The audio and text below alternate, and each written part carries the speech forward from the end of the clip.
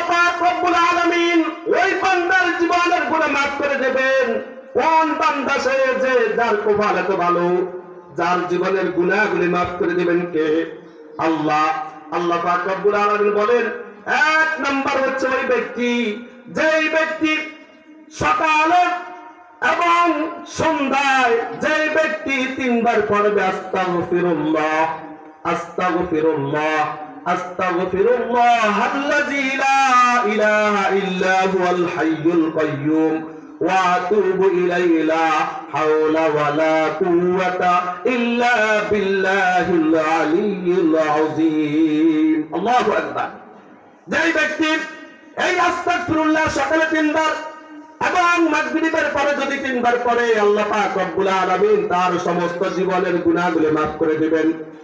দুই নাম্বার হচ্ছে ওই ব্যক্তি, যে ব্যক্তি আল্লাহ পাক রব্বুল আলামিন ঘোষণা দেন ওই ব্যক্তির জীবনের গুনাহগুলো আল্লাহ মাফ করে দিবেন। কোন ব্যক্তি সেই কে এত সৌভাগ্যবান?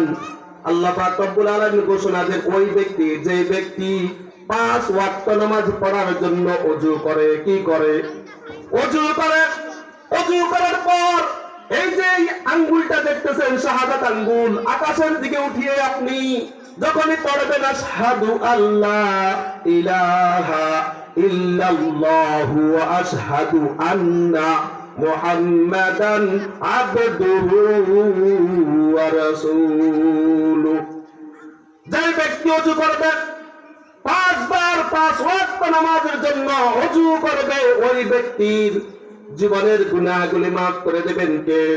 আল্লাহ। যদি কালিমায়ে শাহাদাত আকাশের দিকে তাকিয়ে যদি পড়তে পারে, তাহলে তার জীবনের সমস্ত গুনাহগুলি মাফ করে দিবেন আল্লাহ। আল্লাহু আকবার। 3 নম্বর হচ্ছে ওই ব্যক্তি, 3 নম্বর হচ্ছে ওই ব্যক্তি যার মুসিবত ভালো হবে। আমরা তো আজান শুনি, আজানের সময় আমরা কাজ করি, আজান শুনে আজানের সময় আমাদের কাজ বন্ধ হয় না, কিন্তু আল্লাহ নবী বলেন ওই ব্যক্তির জীবনের গুনাহগুলি আল্লাহ মাফ করে দেবেন।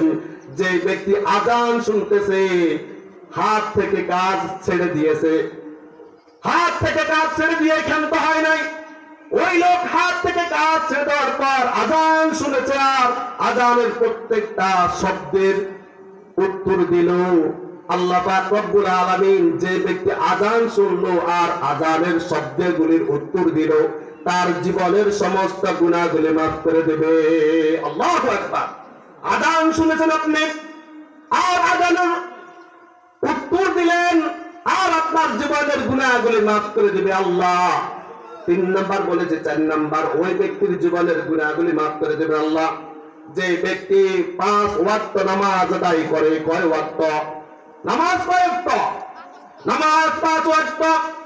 যেই ব্যক্তি 5 ওয়াক্ত নামাজ আদায় করবে আর নামাজ শেষ করার পর ফরজ নামাজ যখন শেষ হবে, ব্যক্তি জায়গা থেকে নড়বে না, ওই জায়গায় বসে আয়াতুল কুরসি, আমরা তো অনেকেই পারি না আয়াতুল কুরসি।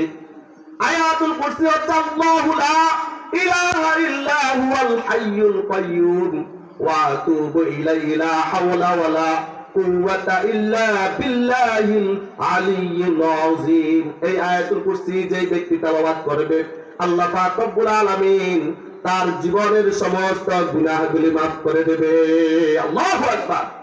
কোন সময় আপনার জীবনের গুনাহ মাফ হবে? যখন আপনি ফরজ নামাজ আদায় করবেন আর ফরজ নামাজ আদায় করার পর জায়গায় বসে থেকে যখন আয়াতুল কুরসি তেলাওয়াত করবেন, আর এই আয়াতুল কুরসি তেলাওয়াত করার কারণে আপনার সমস্ত জীবনের পিছনের গুনাহগুলি মাফ করে দেবে কে? আল্লাহ। 5 নাম্বার হচ্ছে ওই ব্যক্তির গুনাহ জীবনের মাফ করে দিবেন আল্লাহ পাক রব্বুল আলামিন। কোন সেই ব্যক্তি?